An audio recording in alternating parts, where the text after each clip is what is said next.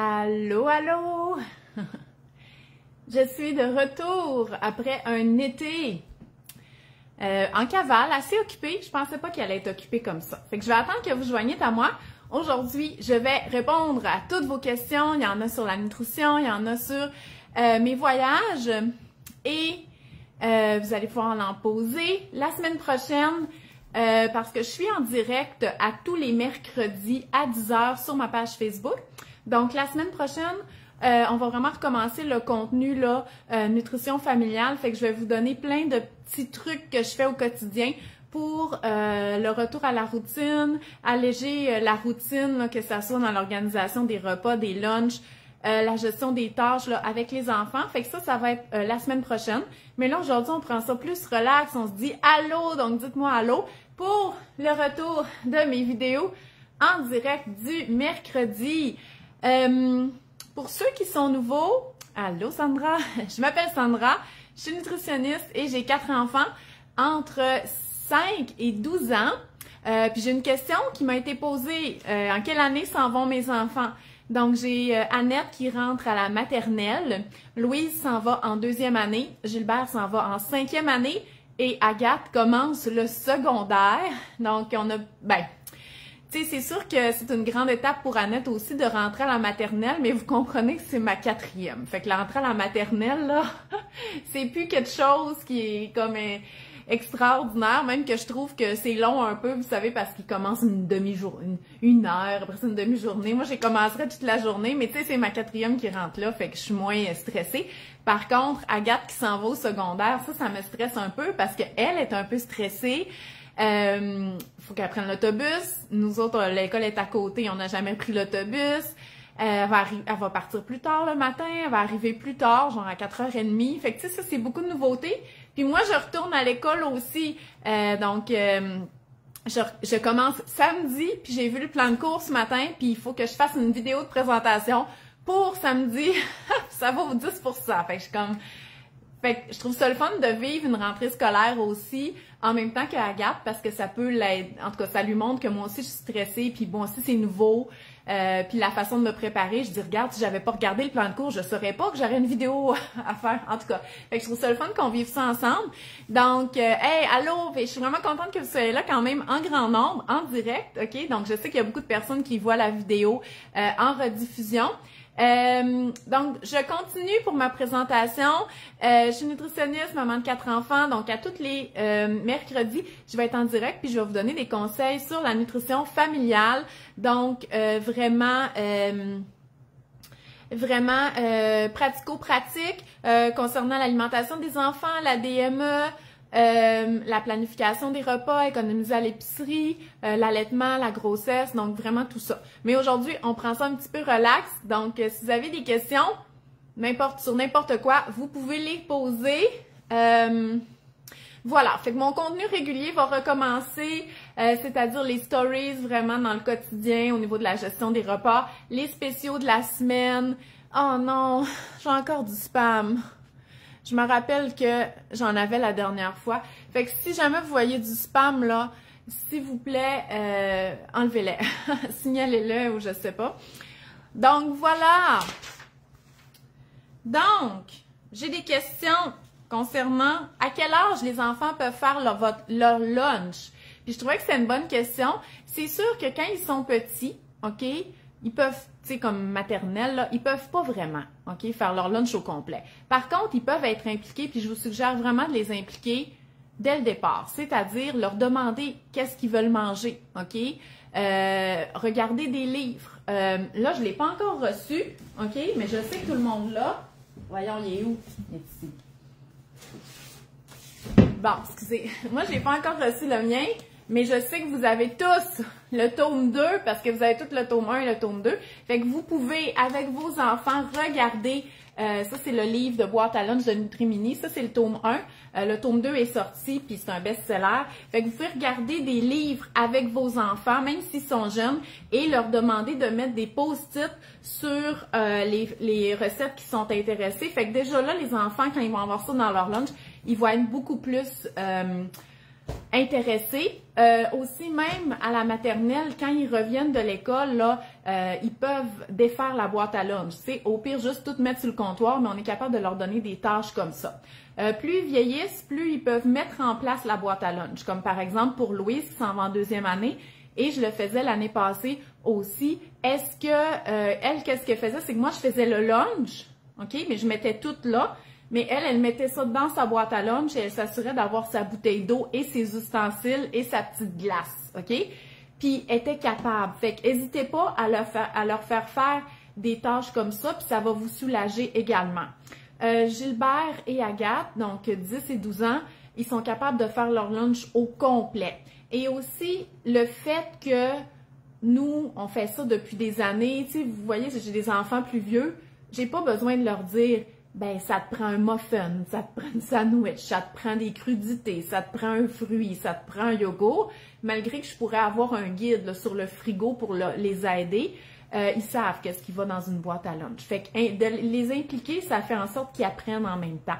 Et Agathe, qui va aller au secondaire, qui va avoir un lunch à chaque jour, je veux l'impliquer encore plus dans la décision et de qu'est-ce qu'on va manger, même si ça va profiter à tous, mais aussi dans le fabriquer, tu sais. Fait que si on veut une salade de couscous au pois chiche, Agathe est capable de la faire, OK? Non, elle peut la faire sur un autre comptoir pendant que moi je cuisine autre chose, juste un peu de supervision pour les ingrédients. Fait que essayez de les impliquer au plus jeune âge, fait que comme ça, vous allez pouvoir vraiment vous soulager pour les lunchs. Aussi, là, je ne le prendrai pas cette année, à moins que j'ai une période difficile, fait que je vais le reprendre. Je veux juste que vous sachiez que quand je suis dans le rush, là, je commande du service de traiteur à mes enfants. Fait que si vous dites « Oh non, moi, les lunchs, je trouve ça rushant, ça me tente pas de gérer ça », il n'y a rien de mal à aller vers le service de traiteur si vos enfants aiment ça. Moi, je suis un peu tannée, là, le menu était redondant, puis là, finalement, il paraît que Louise, ça allait pas mal à la poubelle, fait que je prendrai pas cette année, mais voilà. OK, Dominique, elle me demande dans quel contenant je congèle mes recettes double-double au congélo. Bon, Dominique, c'est super, une bonne question. En fait, je fais juste double-double pour mes collations. Fait que là, je parle de muffins et biscuits. Donc, comment je les congèle? C'est dans des sacs Ziploc de congélation, tout simplement.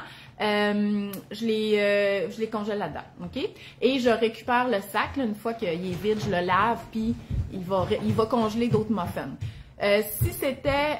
Je fais pas beaucoup d'autres batchs comme de soupe ou de sauce, mais quand je le fais, je le sais que c'est pas les meilleurs contenants, OK? Mais j'utilise les gros pots de yogourt là, et les gros pots de crème glacée Coaticook ou celle de la laiterie de l'abbé pour comme des gros bouillons de poulet ou des soupes aux légumes. C'est correct pour la congélation, c'est juste que c'est pas des contenants qui sont faits pour être chauffés, OK? Donc, quand on dégèle ces choses-là, c'est mieux de le mettre au frigo et non pas le faire dégeler au micro-ondes parce que le plastique, bon, peut se dégrader, tout ça. Bon.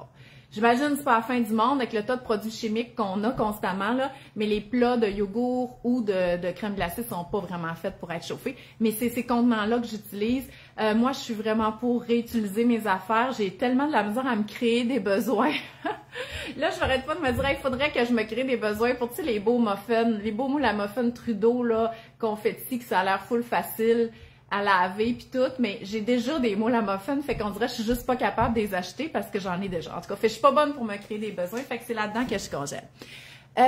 J'ai une question. En France, les bébés commencent par manger des légumes, mais ici, c'est par des produits riches en fer, dont la viande. Je suis un peu perdue, je viens de France, mon bébé aura 6 mois. Le 1er septembre. Ah, c'est une super bonne question, Marie. En fait, les recommandations sur l'introduction des solides au Canada, c'est qu'il n'y a pas d'ordre d'introduction. Donc, on peut commencer par n'importe quoi. Fait que tu pourrais donner des légumes en premier, c'est pas grave. C'est juste que vers 6 mois, bon, là, il y a quelqu'un là qui fait des faces fâchées puis des faces tristes. Fait que s'il vous plaît, arrêtez ça ou vous m'écrirez c'est quoi le problème avec les faces tristes puis les faces fâchées. Donc, fait que tu peux commencer avec des légumes et tout ça. C'est juste que, c'est ça, les recommandations, on suggère des aliments riches en fer parce qu'on sait que vers 6 mois, les réserves en fer de bébé sont sont pas épuisés, mais on les a, et le bébé commence à les utiliser beaucoup. Fait qu'on veut juste s'assurer, prévenir que on va pas les épuiser parce qu'il y a quand même une période de croissance rapide là, entre 6 mois et 1 an. Donc, c'est pour ça qu'on fait commencer avec des aliments riches en fer, dans le sens qu'on va les intégrer rapidement au menu. Fait que ça peut être des protéines comme la viande, la volaille, le poisson, ça peut être les légumineuses ou les produits du soya. Là, je sais plus c'est comment les recommandations en Europe, mais je sais que les produits du soya et les légumineuses, c'est pas habituellement les aliments de début, mais ici, c'est correct. Je vous dis pas que les recommandations sont les mieux au Canada, c'est juste que je trouve ça assez facile parce que dans le fond, on peut partager le repas familial dès l'introduction des solides. Dans le fond, le bébé, là, qu'est-ce qu'il a besoin? De son lait, puis de se faire présenter une variété d'aliments. Puis quand il commence à manger des repas qui ressemblent à des repas, ben on lui offre des aliments variés, fait qu'il va aller chercher tous les nutriments qu'il a besoin. Aussi, concernant l'introduction des solides, j'ai un livre sur l'alimentation autonome du bébé. C'est sûr que c'est sur la DME, mais les recommandations sur l'introduction des solides, là, c'est tout le chapitre d'introduction qui est quand même assez grand. C'est les mêmes recommandations pour tout le monde. Et là-dedans, on a plein de recettes qui sont autant pour notre bébé en DME que pour le reste de la famille, OK? Donc, des repas à partager. Parce que quand le bébé découvre différentes textures, oui, on peut lui offrir des repas comme ça. Donc, on voit ici l'assiette du bébé et on voit ici le repas à partager. Et on voit pas, mais on pourrait prendre le repas des parents directement là-dedans. J'avais une question aussi concernant mon livre. On me demandait c'est jusqu'à quel âge. En fait, c'est sûr que ce sont des recettes qui ont une texture tendre, qui sont faciles à prendre avec les mains, mais qui n'ont pas de sel. Mais si on ajoute du sel puis des assaisonnements, on peut manger ces recettes-là tout le temps. Là. Écoutez-moi, là. Regardez ça, là. Attendez.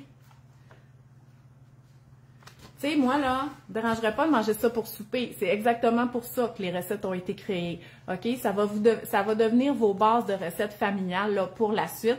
Si vous venez d'avoir un bébé puis vous savez pas quoi cuisiner comme souper, même après l'introduction des solides, mon livre, ça va être super.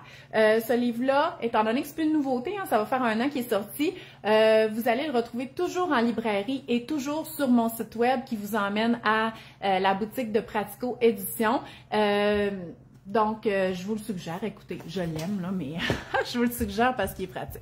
Je vais juste enlever un petit peu de spam, désolée. Donc, voilà. Ensuite, mes enfants sont en quelle année? J'ai répondu. OK, je vais en parler avec mon assistante pour mon adjointe, excusez, pour les spams, j'ai ça. OK, donc, comment convaincre l'école de faire changer les politiques alimentaires? Je suis pas la meilleure là-dedans, OK? La meilleure, c'est Mélanie de Nutrimini, mon Dieu, elle est bonne dans tout.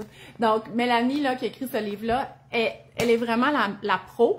Elle travaille aussi à la santé publique au niveau des écoles, OK? Fait que c'est vraiment, elle est calée là-dedans.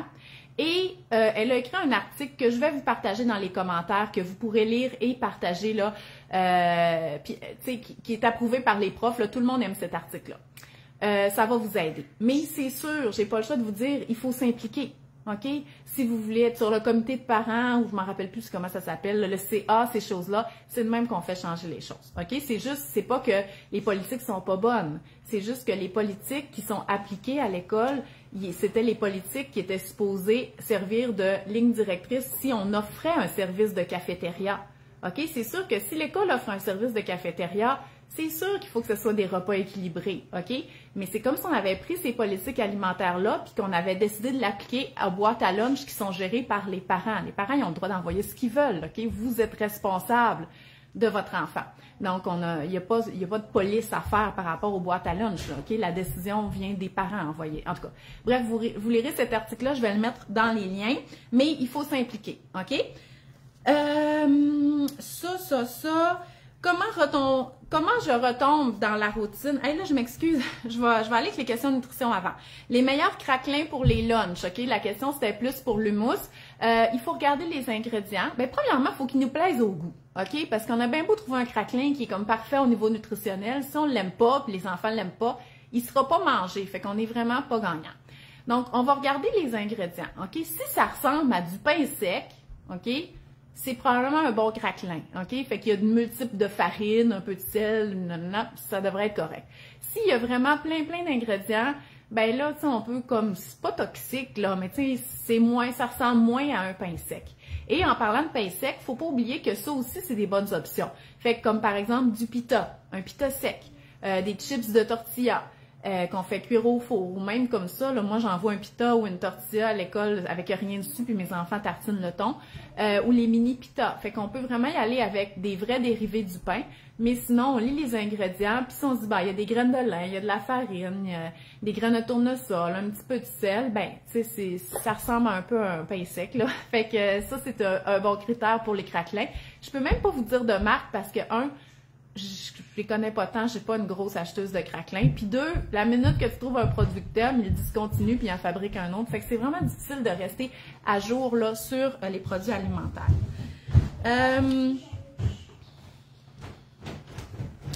Il y a quelqu'un qui m'a demandé qu'est-ce que je pensais sur l'enquête qui avait été faite là, cet été concernant les paniers d'épicerie. En fait, c'est une enquête, je pense, qui a été faite par Protégez-vous sur le coût du panier d'épicerie, hein, parce qu'on le sait, là, le panier d'épicerie, le prix a vraiment augmenté dans la dernière année. Et j'ai lu les grandes lignes, pas directement de Protégez-vous, là, dans un article là, qui avait été rapporté par le Journal de Montréal. Puis ça disait que le panier le moins cher, c'était Super C et Walmart, ce qui me surprend pas. Maxi est pas loin après, OK? L'avantage du Maxi, si vous en avez un dans votre coin, c'est qu'on peut faire les imbattables. Fait qu'on peut aller chez Maxi puis avoir les spéciaux de toutes les autres bannières qui sont comme dans le périmètre, là. Chaque Maxi a sa liste, là. Fait que ça, c'est l'avantage. Puis aussi, moi, c'est parce que c'est vraiment le plus proche à pied, moi, c'est un métro, OK?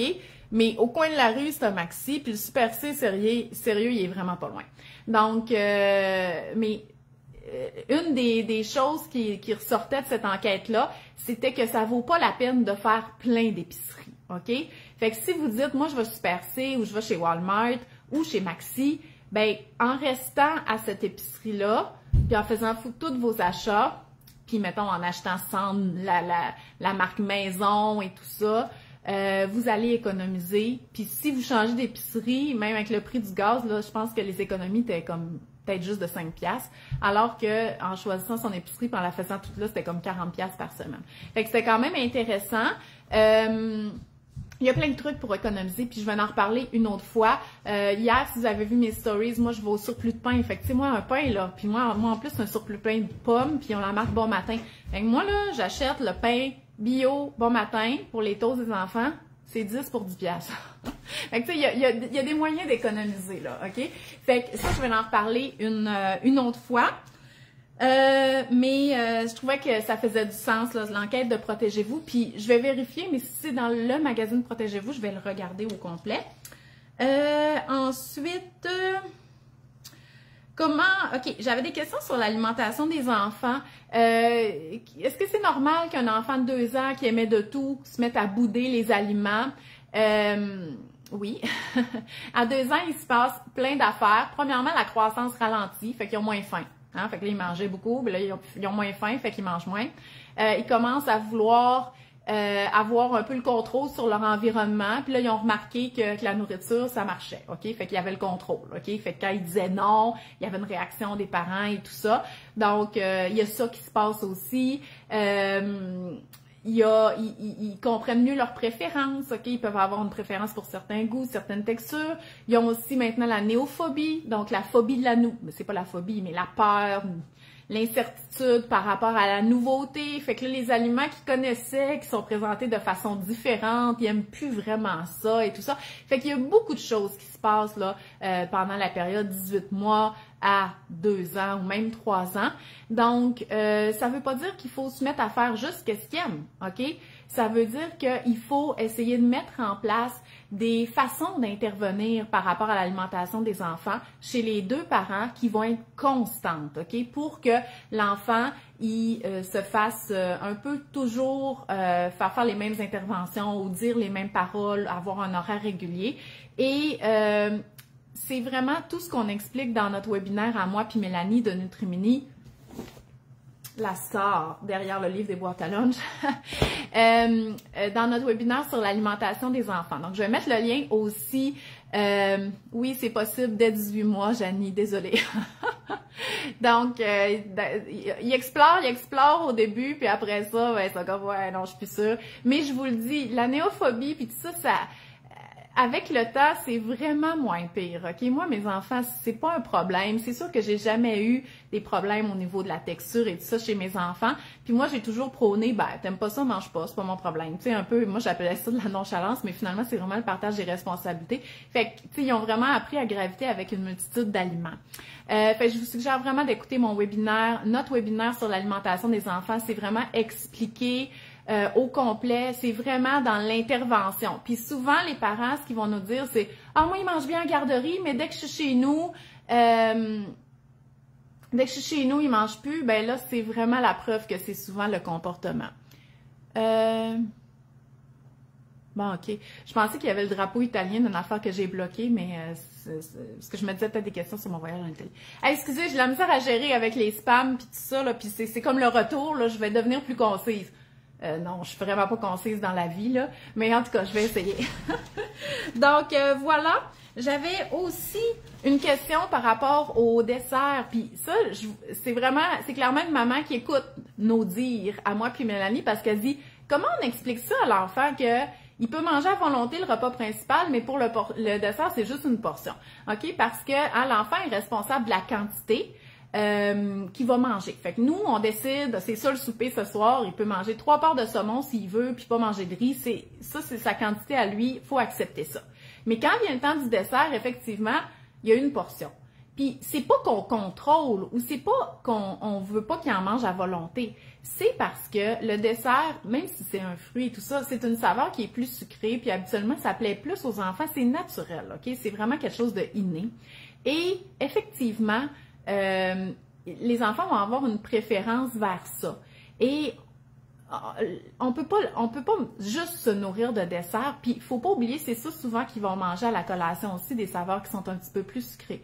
Fait que premièrement, on n'a pas à l'expliquer à l'enfant. Donc on n'a pas à lui dire non, le dessert te droit juste à une portion. Il n'y a pas de contrôle là-dessus. C'est juste normal que le dessert, c'est juste pour compléter le repas, c'est pour changer un peu les saveurs. C'est juste normal que ça soit pas des portions énormes, OK?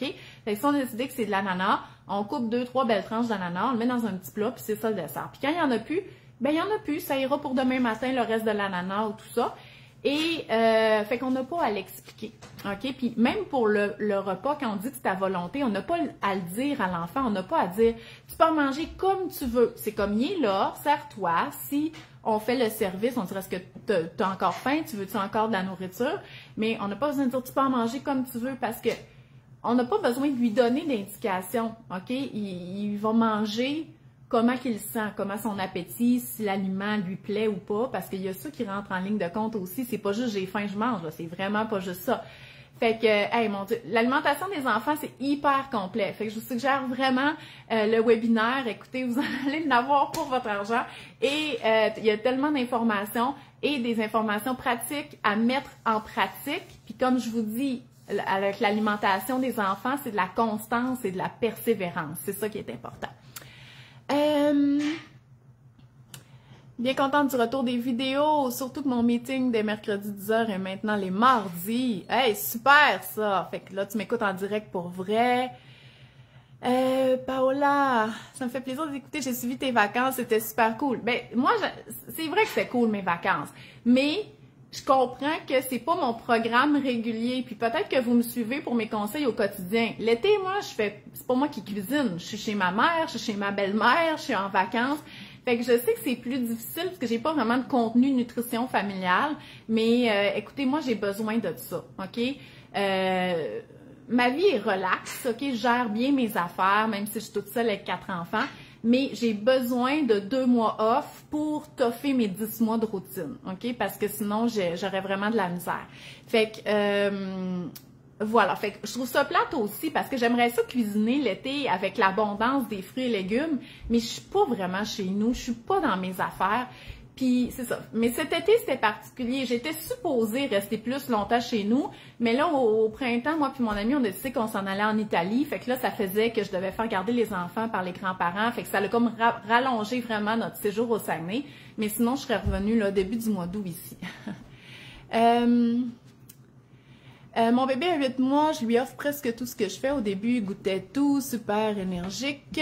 Maintenant, on dirait qu'il a moins d'intérêt, il veut plus jouer. Est-ce que c'est normal? Oui, tout à fait. OK, juste assurer que la texture que tu offres, ça correspond à qu'est-ce qu'il est capable. Parce que au début, tu sais, il explore, puis tout ça, puis on est content parce que on veut que ça assouvisse, tu sais, leurs besoins de découverte puis d'amener à la bouche. Mais à un moment donné, tu sais, 8 mois, 9 mois, ils veulent manger pour vrai. Fait qu'il faut peut-être s'adapter un peu. Est-ce qu'il est vraiment capable de le déchiqueter avec ses gencives? Est-ce qu'il commence à faire la pince vers 9 mois? Fait qu'on pourrait couper plus petit. Fait que juste assurer que la façon que tu offres les aliments à ton bébé correspond à qu'est-ce qu'il est capable, mais sinon, oui, tu continues à offrir, puis ça se peut qu'il mange moins, puis à un moment donné, il va s'habituer aux textures, puis il va se mettre à manger selon sa façon de manger à lui, puis ça va juste arriver comme ça. Qu'est-ce qu'il y a? Oui, tu l'as-tu lavé? Bois de l'eau aussi, OK? Donc, il est 10 heures, c'est l'heure de la collation. Pour les repas au centre de la table, j'aime beaucoup l'idée les enfants dehors. Cependant, comment on gère ce qu'ils mangent? Par exemple, ma fille ne mangera aucun légume si on la laisse faire et se nourra que de fromage. Mais en fait, tu ne gères pas qu'est-ce qu'ils mangent, OK? Toi, tu gères qu'est-ce que tu offres. Et c'est à toi de décider, y a-tu du fromage ou non dans le repas? Il y a plein de repas qui ne nécessitent pas de fromage. Fait que ne mets pas de fromage si ça n'a pas de rapport dans le repas, OK? Puis si, mettons, c'était des hamburgers, le repas, puis qu'il y avait genre, tu avais calculé une tranche de fromage par boulette de viande, ben, tu sais, ta fille, tu peux lui dire, regarde, il y a une tranche par hamburger. Tu peux pas manger 3 tranches de fromage parce qu'il y a des hamburgers qui n'auront plus de fromage, OK? Fait que, oui, tu sais, ils ont le droit de manger selon leur appétit, mais c'est pas à volonté dans le sens que, un, des fois, du spaghetti, il n'y en a plus, ou deux, tu sais, mettons que tu as décidé que vous êtes 5, tu as mis 5 pains pita sur la table, tu sais bien, toi, qu'il y en a encore dans le congélateur, mais c'est les 5. Fait qu'il va falloir partager ces 5-là avec tous les membres de la famille, OK? Donc, puis pour les légumes, ben regarde, elle n'en prendra pas, puis c'est tout. Elle les voit, c'est ça qui est important, OK? Fait que non, tu n'as pas le contrôle sur qu'est-ce qu'ils mangent une fois que tu as servi le repas, puis tu as décidé qu'est-ce qu'il y avait dans le repas. Qu'est-ce que les enfants mangent parmi ça, c'est à eux. C'est ça leur responsabilité. Bon, le voyage en Italie, attends un peu. Quel âge commencer la DME avec un bébé prématuré? Il a 6 mois, mais 5 mois d'âge corrigé.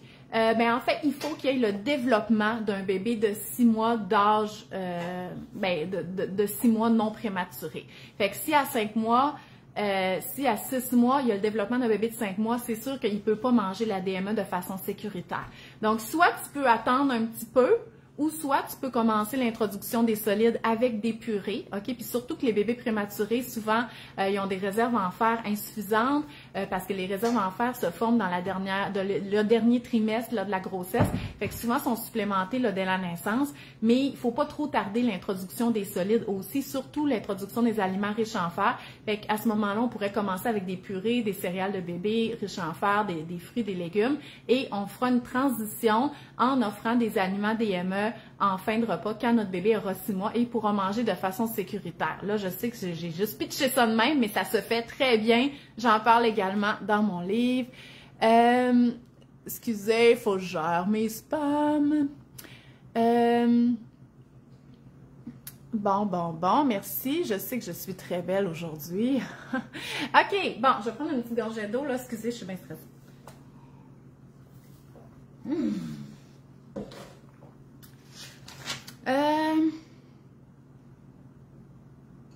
OK, bon, je vais vous parler un peu de mon voyage en Italie. C'est parce que je vais commencer un peu par les affaires en nutrition. Là. Je sais, c'est quand même pour ça que vous me suivez. Premièrement, j'ai pas juste fait ça cet été, OK? Mes enfants sont allés dans des camps au début de l'été. On était allés à Port-Neuf, une belle fin de semaine, juste moi puis les 4 enfants. J'ai fait une semaine de camping au Lac-Saint-Jean avec ma belle famille. Jean-François n'a pas pu venir avec ses enfants parce qu'il y a eu encore la COVID. Mais ça, c'était vraiment super aussi. Ensuite, j'ai fait le tour du lac en vélo avec Jean-François. Et ensuite, j'ai eu le mariage de ma nièce. Puis après ça, je suis partie avec mon ami en Italie. Fait que c'est... Juste vous en parler, c'était un peu essoufflant. Puis entre tout ça, c'était avec ma famille, ma belle famille, au Saguenay. Fait que ça fait quand même des gros étés. J'ai eu une question, puis je trouvais ça intéressant. C'était comment faire... Comment tu fais... Attends un peu. Non, réussis-tu à manger équilibré sans planifier tes repas l'été? Là, vous comprenez, je suis pas chez nous, c'est pas mon contexte habituel, mais je mange quand même 3 repas par jour, là. On mange un dîner, puis un souper, puis un déjeuner, un dîner, un souper, des collations si on a faim. La seule chose que c'est vrai, là, c'est que moi, chez nous, on mange beaucoup de fruits et légumes. Beaucoup, là, OK? Puis ailleurs, on mange des fruits et légumes aussi. Il y en a toujours à chaque repas. Mais vraiment pas les quantités que je mange chez nous. Mais je considère qu'on mange quand même équilibré, puis ça me stresse pas pantoute, OK? L'important, c'est d'avoir quand même une structure. Moi, je pourrais pas, moi, puis les enfants non plus, on pourrait pas déjeuner le matin. On pourrait pas manger le midi, on a faim, OK? Fait que c'est ça qui est important. Puis c'est pas vrai que tout était pas planifié. Parce que quand on était en camping, nos repas étaient planifiés à l'avance. Parce qu'en camping, là, on s'en va pas tout le temps à l'épicerie, là. Fait que tout était planifié. Moi, ma belle famille, on faisait nos repas ensemble. En fait, c'est pas moi qui les faisais, j'haïs ça cuisiner ailleurs que chez nous. Mais j'avais tout fait la planification puis la liste d'épicerie. Donc, on mangeait nos 3 repas par jour. Donc voilà, fait qu'il y avait une certaine planification. En Italie, bon, c'était plus relax, hein, c'était le beat italien, mais on mangeait aussi quand on avait faim. C'est juste que là, les repas étaient vraiment décalés parce que le souper était comme à 9-10 heures le soir. Puis on prenait l'apéro vers 5 heures. On mangeait tout le temps un petit dîner puis un petit déjeuner. Fait que c'est un beat différent, mais il y avait quand même des repas. Et pour le tour du lac, c'est la même chose. Là, quand tu fais du vélo toute la journée, il y a vraiment des repas. Fait que ayez pas le souci, OK, de manger comme à la maison quand vous êtes en vacances. Mais c'est sûr que avec des enfants, ou même quand il n'y en a pas, le corps, il a besoin d'énergie. Fait qu'on mange un peu le matin, on mange un peu le midi, on mange un peu le soir. On essaye d'avoir des fruits et légumes, puis il faut pas s'en faire, là. Oui, j'ai mangé des hot dogs full souvent, puis c'est pas grave, c'est vraiment pas la fin du monde. Donc, je trouvais ça quand même intéressant comme question. Voilà, fait que là, on va parler de mon voyage en Italie. Premièrement, faut savoir que ça fait pas des années que je rêve d'aller en Italie. Bon, tu sais, moi, je rêve de voyager partout dans le monde, mais tu sais, il y avait rien vraiment de couler dans le béton, là. Je me dis, bon, ça arrivera quand ça arrivera. C'est juste que j'étais avec mon amie Laurence au printemps, puis elle dit, ah, j'ai une semaine de libre en août, moi, j'aimerais ça aller en Toscane. Je dis, hey, moi, l'été, je peux faire garder les enfants plus facilement parce que les grands-parents sont là. Ben, tu sais, je les laisse chez les grands-parents. Fait que je dis, je pourrais y aller avec toi. OK, c'est de même. C'est de même que ça s'est passé. Fait que, je sais pas comme si j'avais économisé pour y aller ou j'avais planifié ça depuis longtemps. Fait qu'on n'a pas eu beaucoup de laps de temps pour acheter les billets d'avion. Fait qu'on a, puis en plus, ça tombait exactement pendant les vacances italiennes. OK, à partir du 15 août, là, les Italiens habituellement sont en vacances. Fait que c'était comme probablement une période très chère au niveau des billets d'avion. Fait que, parce que je me suis fait demander combien ça m'a coûté puis c'était quoi mon budget. Fait que j'avais pas de budget, OK? Mais moi, dans la vie, je suis pas capable de payer trop cher pour des affaires. Les billets d'avion, on n'avait pas le choix. Mais sinon, l'hébergement, pour moi, ça, je les regarde même pas, les chambres à 300$ la nuit, là, OK? Fait que quand je sais qu'on peut essayer de trouver en bas de 200$ la nuit, je vais toujours vers ça. Donc, somme toute, ça m'a pas coûté si cher, OK?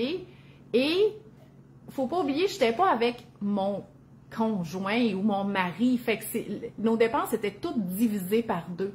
Fait que ça l'aide. Fait que c'est peut-être ça le truc, économiser. Allez-y pas avec l'autre, avec qui vous avez un compte conjoint, parce que là, c'est sûr, ça fait x2. Mais comme moi, tu sais, moi puis Laurence, on partageait le coût de la chambre. Tu sais, notre hôtel à Florence, qui était comme, hey, vous avez vu les photos là, de la piscine sur le toit, c'était incroyable.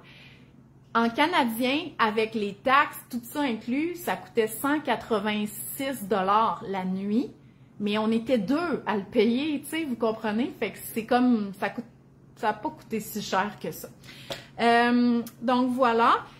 Fait que j'avais pas de budget, sauf qu'en même temps, il y a les billets d'avion, la bouffe, tu sais, on n'a pas le choix, là, faut manger, puis on mangerait ici aussi. Fait que c'était pas qu'on regardait pour des options économiques, mais là-bas, on mange dans des trattoria ou des osterias, c'est comme de la bouffe comme assez familiale, des pâtes, de la pizza, tu sais, vraiment très typique. Puis c'est quand même moins cher qu'ici quand on mangerait dans un bon restaurant italien.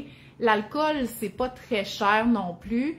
Tu sais, on n'allait pas dans des restaurants top notch comme ici. Moi, tu sais, je vais au Montréal Plaza, tu sais, ça nous coûte 500$ une soirée. Ça avait rien à voir, OK? Ça avait rien à voir. Ça pouvait nous coûter tout le temps, vraiment tout le temps en bas de 100 € à 2, là. Fait que pour notre souper, le dîner, c'était des petites pizzas c'était vraiment pas cher. Ça, c'était correct. Puis les activités, c'est sûr que faut mettre le prix, tu sais, mais c'était même pas si cher que ça. Le cours de cuisine, c'était 5 heures de temps. Écoutez, je me rappelle plus combien ça coûtait. Vous irez voir sur le site de Florence Town, c'est toutes les excursions sont là. La journée de Vespa, je pense que c'était 139 €, mais c'était incroyable, OK? C'était, oh mon Dieu, on est allé en Vespa dans le Chianti, dans la campagne, on a visité 2 vignobles, on a mangé là. C'était fou, OK? Faut vivre ça dans une vie. J'ai vraiment aimé ça. Ensuite, il y a une autre excursion qu'on n'a pas pu faire. Bon, il y a eu, à cause il y a eu de la pluie, la journée, comme qu'une espèce de corrida là, à Sienne a été déplacée, fait qu'on n'a pas pu aller, mais c'est pas grave parce qu'on était fatigués là, au jour 7, parce que le jour... Attends un peu. Au jour 6, c'est ça.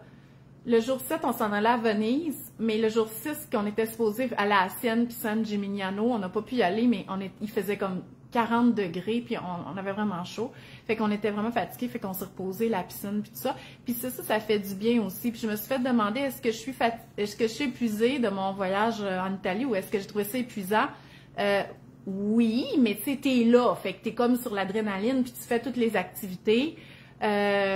Mais c'était correct parce qu'on prenait ça relax dans le sens que moi, je me mets pas de la pression. Je le sais que je suis à Florence, puis je le sais que faudrait que j'aille voir la statue de Michel-Ange, puis la Vénus de Botticelli, puis ces affaires-là, mais ça nous tentait pas. OK? De l'art, on en a vu en masse au Vatican, puis pour nous, c'était correct. Fait que je me mets pas de pression à dire, oh là, je suis là, faut tout que je vois. Non, non, je suis là, je suis en vacances, je vais faire ce que je veux. OK? Fait que c'est vraiment le mindset qu'on avait, moi puis Laurence. Fait qu'on a super bien voyagé ensemble. Fait que ça, c'était vraiment super. J'avais des questions. Excusez, je sais que c'est parce que je sais que le temps file, puis que j'ai Louise qui est là. Qu'est-ce que tu veux? OK, oui, tu peux prendre un kiwi.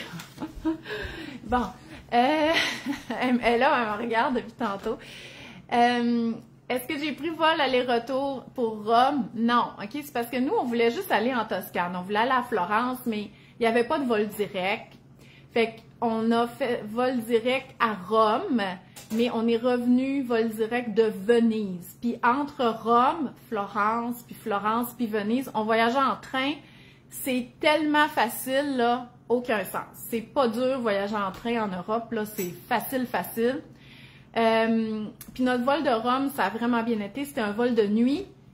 On a mangé à l'aéroport dans le salon. Nous autres, on a une carte de crédit, là, Odyssée. Après ça, le vol était à 8 heures. On a commencé un film. On a mangé le repas. On s'est endormi. On s'est réveillé, il restait 45 minutes, on a fini notre film, puis on est arrivé. Mais pour en revenir, oh mon Dieu, 8 heures d'enfer, j'avais une migraine, j'ai même vomi à l'atterrissage, en tout cas. Fait que je trouvais ça plus dur. Fait que le vol de jour, c'est rough, mais le vol de nuit, ça se fait super bien. Attendez, j'ai de la misère. Qu'est-ce que je rapporte de l'Italie comme inspiration culinaire? Ben là, maintenant, je sais faire des pâtes maison, à cause de mon cours de cuisine. Qu'est-ce que je rapporte? En fait, on connaît la bouffe italienne, OK? Mais c'est que souvent, on dirait qu'ici, elle est servie comme dans des restaurants plus comme fancy, OK? Alors que c'est tellement familial, OK? Puis aussi, c'est que nous, d'habitude, on prend comme des grosses portions de pâtes, alors que eux, tu sais, t'as l'apéritif, comme les entrées. Souvent, c'est des plateaux de charcuterie. Ben, il y a plein d'affaires, mais nous autres, on prenait les plateaux de charcuterie, les fromages. Après ça, il y a une assiette de pâtes, puis après ça, tu prendrais ton repas principal. Mais tu sais, nous, on n'a pas vraiment, on n'a plus faim. Rendu là, puis en Toscane, il n'y a pas tant de desserts, parce que la Toscane, là, même si ça fait rêver, c'était une région à la base qui était assez pauvre. Fait que c'est très rustique comme bouffe, là. Très viande, OK, étant donné que c'est pas, tu sais, c'est pas sur le bord de la mer, là. Fait que c'est ça que je rapporte dans le fond. C'est pas tant le type de mets, parce que tu sais, on connaît un peu la bouffe italienne, mais c'est juste que c'est la cuisine locale. Eux autres, ils ont de la viande, ils ont du poulet, ils ont des œufs, ils ont du lait. Fait que ils cuisinent ça, des ragoûts, là, c'était plus l'été, là. Fait que, mais c'est ça, OK? Alors que, mettons, quand tu es sur la côte, tu vas avoir plus des poissons, des fruits de mer, ce qu'il y a moins en Toscane. Puis, tu sais, les fromages, sont bons, mais on n'a rien à envier, en tout cas, à part peut-être le parmesan, mais nous autres, c'est plus du pecorino, des choses comme ça, mais on fait de très bons fromages au Québec. Fait que, mais c'est ça que j'aime, c'est que c'est vraiment simple. C'est la simplicité dans la préparation, c'est rustique, c'est ça que j'ai aimé, OK, de la bouffe en Italie. J'ai aimé aussi l'horaire de bouffe italien, là, OK? Parce que moi, d'habitude, je soupe à 5 heures, puis ça me convient, OK? Mais là, c'était comme si notre journée était tellement longue, parce que à 5 heures, on prenait l'apéro, tu sais, on prenait un cocktail avec des charcuteries, puis là, après ça, on continuait à visiter, puis tout ça, puis on soupait pas avant 9h, 9h30, puis quand on avait fini de souper, il était minuit, puis t'étais dans la rue, puis il y avait autant de monde qu'en plein après-midi, même qu'il fait moins chaud. Et ça, j'ai aimé ça. Le beat italien, là, je trouvais ça vraiment fun. Bon, en fait, c'était quoi mon budget? Faudrait que je regarde, là. Mais nos billets d'avion, ça a coûté 1100, je pense, aller-retour. Puis l'hébergement, ben écoutez, là, parce que ma carte de crédit marchait pas, là, j'étais bien fru, là. Fait que c'est Laurence qui a tout payé. Fait que là, j'y dois 1500, OK? Puis 1500, ça l'inclut notre hébergement à Florence, les souvenirs, puis la bouffe. OK? Fait que en tout, là, je pense que ça nous a coûté 2500 à peu près, là. C'est ça? 1100, en tout cas, entre 2500 et 3000. Là, je sais. Mais ça l'inclut tout. La bouffe, les souvenirs et tout ça. Fait que j'ai juste pas regardé le fichier Excel, mais tu sais, Laurence est actuaire. Fait qu'elle dit, tu checkeras si tout est correct. Ben oui, tu sais. Me semble que c'est pas correct. Tu sais, un fichier Excel avec des tabs, un pour le vol, un pour l'hébergement, puis tout ça. Tu sais, je pense que j'ai rien à vérifier là-dedans, là. Je vais juste payer. Je suis sûre que tout est correct. Ah, merci Sandra. OK. Fait que c'est pas mal ça de l'Italie. J'ai adoré ça. OK, j'ai adoré ça. J'ai pas eu de questions, je me suis ennuyée des enfants. Pas vraiment, OK? Moi, les enfants, je suis tout le temps avec eux autres. J'ai comme besoin de vivre d'autres choses. Puis, écoutez, mais en même temps, tu sais, j'étais contente de leur partager ça. Quand on a fait le tour de gondole à Venise, là, je les ai appelés, là, sur Messenger pour qu'ils voient, là, la gondole, puis tout ça. Puis ça, j'ai vraiment beaucoup aimé ça. Puis eux sont contents pour moi. Fait que c'était correct, OK? Eux, ils s'étaient ennuyés un peu, mais pas pendant. C'est quand j'étais arrivée, là, ils pleuraient, puis tout ça, parce que, tu sais, il y avait comme beaucoup d'émotions. Puis ça, je trouvais ça cute, mais ça fait vraiment du bien de prendre un break, puis de vivre d'autres choses, puis après ça, de leur en parler. Puis, tu sais, même, tu sais, vous savez, à la relâche, j'étais allée à Whistler, puis là, des fois, Annette, elle me dit, ah, qu'est-ce que je peux dessiner? Je dis, ah, ben, tu pourrais dessiner mon voyage en Italie. Elle dit, non, je vais dessiner Whistler, tu sais, fait que même s'ils n'étaient pas là, leur montrer les photos, puis tout ça, ben, en tout cas, je trouvais ça bien. Fait que, n'hésitez pas, OK, à partir. Si vous pensez que vous en avez besoin, là, ça fait vraiment du bien. Après ça, mon Dieu, j'ai-tu d'autres choses? Le retour à la routine. Je me suis fait demander, ah, c'était quoi mon prochain voyage? Je sais pas, OK? De voir la facilité à se promener de pays en pays, ben là je suis restée en Italie, mais de place en place en Europe, ça m'inquiète pas de voyager, mettons, avec des enfants, OK? Il y avait tout leur petit carry-on, puis tu voyais que c'était pas... Ça, on dirait que j'aurais aimé ça. C'est genre, peut-être louer, mettons, une maison, parce que là, avec les enfants, le voyage qu'on a fait en Italie, là, sortie après sortie, jour après jour, écoute, il aurait été épuisé. puis ça n'aurait pas été agréable. Fait que j'irais vraiment pour un voyage plus relax si j'y allais en Europe avec les enfants. Genre, on loue une maison, puis mettons, on fait des petites sorties de 2-3 jours, puis on retourne se reposer, ou d'aller une place qui est sur le bord de la mer, puis qu'on peut visiter le matin, puis se reposer toute l'après-midi à la plage. Je pense que ça se ferait, mais le voyage qu'on a fait avec les enfants, là, c'était fatigant pour nous, puis tu sais, ça n'avait aucun rapport, on buvait de l'alcool, puis en tout cas. Fait que j'aurais pas fait ce voyage-là. Je serais allée en Florence avec les enfants, sans problème, mais j'aurais fait des choses différemment. J'ai pas de prochain voyage. Là, on va faire la construction du chalet. On va se faire construire un chalet pour faire de la location pour la communauté de Maman Mange Bien. Fait que tu sais, c'est sûr que les sous vont aller là-dedans. Mais sinon, quelque chose qui m'intéresserait ces temps-ci avec Jean-François et éventuellement mes enfants quand ils vont être ados, j'aimerais ça faire un voyage de surf puis de yoga. OK, genre en Équateur, au Nicaragua. J'ai vu qu'il y avait des affaires de même organisées. Ça a l'air hot. C'est sûr, je suis vieille un peu pour ces affaires-là. Là. Ils ont tout l'air d'avoir 20 ans, mais c'est pas grave, OK? Moi, je suis jeune dans l'âme. Ça, j'aimerais ça. Mais c'est sûr que moi, je voudrais faire le tour du monde éventuellement. Fait que voilà. Je me suis fait demander...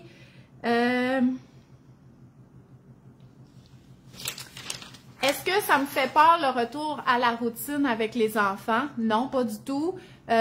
Sachez que je suis habituée, OK? Moi, la première année, quand Josué est décédé, puis j'avais 4 enfants en bas de 7 ans, dont un bébé, qui avait même pas commencé les solides, je trouvais ça dur, puis je voulais jamais être toute seule. À la fin de semaine, j'avais des gens, puis tout ça. Mais là, je suis habituée. On a une dynamique familiale, moi puis les 4 enfants. On dirait que j'avais comme hâte de retrouver ça. Je trouve ça assez facile. Je vous dis pas que c'est ce que j'aime le plus, OK? Je viens vraiment tanner vite de la routine, mais j'ai pas le choix. On n'a pas le choix si on veut que ça soit plus facile. On doit avoir quand même des choses qui sont stables. Tu sais, l'été, c'est moins évident, tu sais, c'est plus lousse, on se couche tard, les repas sont décalés, puis c'est correct, mais avec l'école, avec tous les engagements qu'on a, je trouve que la routine, ça aide vraiment plus pour la structure. Puis hier, je soupais avec les enfants, puis on parlait plein de choses, puis on riait, puis ça me manquait comme un petit peu de me retrouver avec mon petit cocon familial. Fait que non, la routine, ça me fait pas peur du tout. On m'a demandé c'était quoi notre routine aussi le matin. Tu sais, oubliez pas, moi je travaille de la maison, OK? Puis mon horaire, il est malléable selon nos activités. Fait que moi, nous autres, on se lève pas de cadran. Même la semaine, moi, je me lève, je fais mon café, je défais la vaisselle, je mets les toasts à cuire, je crie aux enfants, venez-vous-en! Ils arrivent, il y a une pile de toasts sur la table, je mets toutes mes garnitures sur la table, ils font leurs toasts, je commence la préparation des lunchs. Bon, tu sais, moi, je suis là, puis je gère un peu, ils aident un peu pour la boîte à lunch, ils se préparent. Bon, souvent, on ramasse pas. J'aimerais ça qu'ils ramassent la table, qu'ils mettent les affaires de déjeuner dans la vaisselle, mais on n'a pas le temps. Mais tu sais, je pourrais lever plus de bonne heure, mais je veux que ça reste relax. Fait que le déjeuner reste à la table, OK? Fait que moi, je fais ça à 3 heures quand je finis ma journée de travail. Là, je ramasse pour pouvoir cuisiner le souper. Fait que c'est assez relax. Mes enfants vont à pied à l'école, donc j'ai pas à gérer ça. J'avais juste Annette à les porter à la garderie. Ils doivent aller à pied. Puis Agathe, elle va prendre l'autobus pour aller au secondaire. Fait que j'aurais plus besoin de sortir le matin. Moi, je m'habille pas, je déjeune pas tant que les enfants sont là. Puis après ça, quand ils sont partis, je m'habille, je déjeune, je commence ma journée de travail. C'est ça ma routine. C'est vraiment relax. Puis je serais pas capable de faire autrement. OK? Moi, là, quand mon mari est décédé, là, j'avais un poste à temps plein à l'hôpital. OK? Je faisais de la clinique externe. Fait que j'avais un patient à 8 heures dans mon bureau à Ville-la-Salle, ce qui, tout dépendamment du trafic, peut être 20 minutes à 40 minutes là, de voiture le matin. Puis, j'avais un emploi stable, là, puis tout ça, puis je me disais, OK, moi, il va falloir que je sois dans mon bureau à 8 heures, il va falloir que j'aille dispatcher les 4 enfants, qu'ils aient mangé, tout ça après. Je dis, wow, c'est pas la vie que je veux mener, là. Moi, juste y penser, ça me stressait. Fait que, bon, j'avais le temps, là, je venais d'accoucher, fait que j'avais mon congé de maternité et tout ça pour prendre la décision, mais je ne pouvais pas m'imaginer avoir cet horaire-là le matin. Fait que, je comprends que vous avez peut-être pas ce choix-là. à faire, mais en tout cas, si vous pouvez voir là, comment vous pouvez avoir de l'aide si c'est rush le matin, essayez d'avoir une réflexion là-dessus parce que moi, je serais pas capable d'avoir une routine rush le matin. Là. Comme là, je vais l'avoir une journée par semaine parce que je retourne à l'école, mais c'est juste une fois par semaine, je serais pas capable de plus. Puis c'est la même chose le soir, là, c'est vraiment relax aussi. En fait, c'est parce que c'est ça l'affaire, c'est que je sais que j'ai 4 enfants, puis que ça a l'air beaucoup, puis vous dites comment qu'elle fait, mais j'ai tout modulé ma vie pour que ça soit relax. Je serais pas capable d'être dans le rush, ok? Je serais juste pas capable. Mes enfants font pas d'activités, ils font, non, on fait plein d'affaires, mais ils font pas de hockey, de cours, des choses comme ça. J'étais pas capable de gérer ça, fait que j'ai juste enlevé toutes ces affaires-là, ok? Mais vous comprenez qu'on fait bien des affaires à part ça. Excusez, j'ai vraiment l'impression de juste jaser. J'espère que vous aimez ça. J'avais besoin de vous parler, faut croire. J'ai une question qui est intéressante, c'est est-ce que je prépare de la bouffe à l'avance, comme les soupers de la semaine, et comment qu'on peut faire pour y arriver quand on arrive à 6 heures le soir? C'est pas mon contexte familial, ok? Moi, je suis à la maison, je travaille de la maison, puis moi, à 3h30, ça me tente plus de travailler, ok? Je suis plus là. Moi, je suis quelqu'un plus de matin, là. Fait qu'à 3h30, je commence à préparer mon souper, après ça, j'allais chercher Annette à la garderie, si j'avais des commissions, j'y allais, nanana. Fait que c'est quand même assez relax, là. Mais si on travaille à l'extérieur, et c'est ça que je faisais quand je travaillais à l'hôpital, oui, mes repas étaient prêts, OK? J'arrivais, je réchauffais dans le micro-ondes. Parce que les enfants qui sont allés à la garderie ou à l'école, ils ont faim, là, à 6 heures. Fait que oui, si c'est ça votre contexte, soit vous préparez le week-end pour la semaine ou vous allez vers le traiteur. Il n'y a aucun mal à aller vers des repas traiteurs. Mais même les boîtes prêtes à cuisiner, c'est tard un peu, là, commencer ça à 6 heures. Ça veut dire que vous ne mangerez pas avant 6h30, 7 heures. C'est difficile pour les jeunes enfants. Plus ils vieillissent les enfants, plus ils peuvent attendre le souper tard. Mais si vous allez pour un traiteur, optez pour des repas prêts à réchauffer. Ils sont déjà faits, il faut juste réchauffer. Et ce sont des options tout à fait valables. Ça va vous faciliter la vie le soir. Puis, on n'est pas obligé de tout cuisiner, là. Partager le repas en famille, c'est important aussi. Fait que ça, c'est les... Puis, si vous voulez pas aller vers le traiteur, ce qui est correct, vous voulez cuisiner, oui, là, c'est là qu'on fait du meal prep le week-end. Moi, je fais pas de meal prep pour mes repas. Par contre, je vais préparer des salades repas pour les lunchs. J'ai toujours des collations que je prépare à l'avance. Mes crudités sont tout le temps là. Mon frigo est plein tout le temps. Je fais l'épicerie à chaque vendredi. Ben là, ça va changer parce que des fois, je vais avoir de l'école, là. Mais en tout cas, j'attends pas qu'il soit vide avant de faire l'épicerie. Fait que c'est pas du meal prep, sauf que je m'assure tout le temps d'avoir ma bouffe de prête. Ensuite, c'est quoi que je cuisine quand ça me tente pas de cuisiner? Je cuisine des recettes que je sais comment faire sans recette, ok? C'est-à-dire mon mac and cheese one pot de Ricardo, des soupers déjeuner, des salades repas, des bols poké. C'est ça que je fais quand je sais pas quoi cuisiner. N'oubliez pas mon frigo toujours plein. Fait que moi, les légumes pour mettre dans les bols poké, je les ai tout le temps, ok? Parce que je peux pas...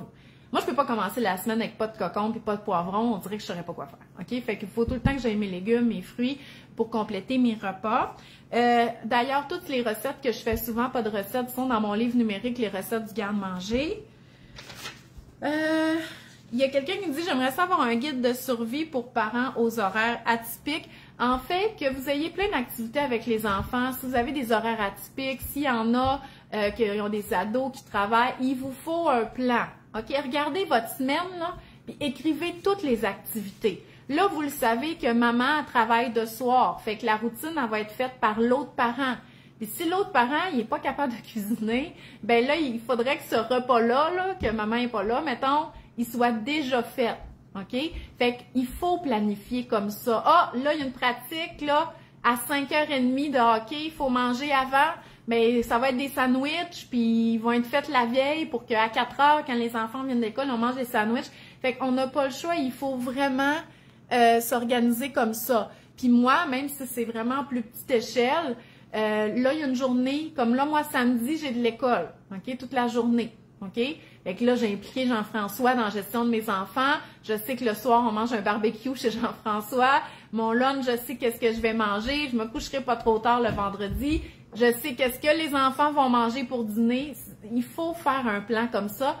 Ça va tellement vous libérer l'esprit, puis tout ça, là, vous allez plus être capable de faire autrement. Parce que sinon, c'est comme on s'impose cette roche-là là, à chaque semaine. Écoutez, je suis fatiguée de parler. C'est pas que je veux pas répondre à vos questions. Je sais qu'il y en avait une plus haute.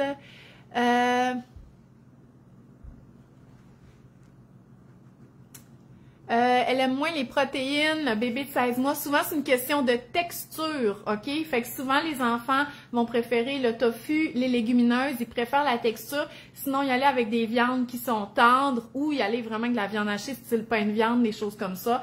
Ça passe beaucoup mieux que les affaires, c'est style steak ou les poitrines de poulet qui sont super sèches. Donc, voilà. Fait que j'espère que j'ai répondu à toutes vos questions. La semaine prochaine, comme je vous dis, je vous donne plein de petits trucs pour faciliter la routine, le retour à l'école, la gestion des repas. Fait qu'on va parler de ça. Merci d'avoir été là. Ça fait vraiment plaisir de vous retrouver. Le contenu habituel, les spéciaux de la semaine, puis tout ça, ça reprend. Fait que merci beaucoup, puis je vous souhaite une belle journée. Bye bye!